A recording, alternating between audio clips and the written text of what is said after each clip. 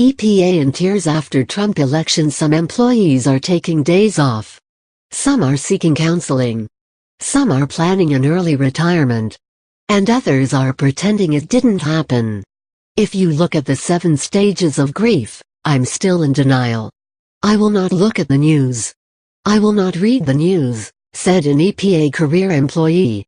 Another EPA staffer said, I don't actually know anybody here that was supporting Trump. That person said people are worried that their work over the last 8 years will be unraveled. It's always a time of uncertainty when a new administration comes in, the employee said, and there were fears when the George W. Bush administration came into office, too. But people are more worried this time, the person added. Sylvia Saracco, head of a union chapter that represents EPA employees in North Carolina's Research Triangle Park, said, there is a lot of angst out there, nervousness. Some DOE employees are feeling glum, too. I think it's a sadness and a worry about just how far someone will go, especially when you never believe anything he says, said one longtime Energy Department employee. Many of us have worked in both the Bush and the Obama administrations, and I don't think that we feel like it will be like just going back to Bush again. The DOE employee added, we know that now more than ever, it is important to do whatever we can to do a good job in the areas that we care about. What we can do is not lose sight of whatever ideals brought us to this work in the first place. One Fish and Wildlife Service employee witnessed business as usual after the election, although, obviously, there was some surprise. Most federal employees will work for whomever is elected, that person said. That's just part of what I've always believed, that we should not be extremely emotional about it, certainly not in our public life. There's been speculation that many of Trump's critics in the federal workforce might opt to leave or retire early.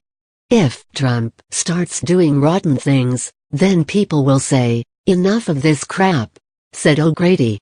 You might see retirements from people who say, why bother working there anyway? Saracco worked at EPA during the Reagan administration. There was a big exodus then, she said. Several also noted that EPA has an aging workforce like other government agencies. About 31% of the federal workforce is eligible to retire. In addition, according to this year's Federal Employee Viewpoint Survey, 3.57% of EPA employees plan to retire within the year, while another 10.76% plan to retire within 1 to 3 years. Whenever there is a change of administration, career officials that are retirement eligible take stock and decide what to do next, even if you agree with the party coming in, said Joe Edgell, Senior Vice President of National Treasury Employees Union Chapter 280, which also represents EPA employees. Do I think a lot of people are going to retire? Well, yeah, Edgell said. Could it be higher than normal? We have to see what happens. There you have it. Trump might not even have to close it down. It looks like they're going to do that themselves. After all, that's the liberal model, right?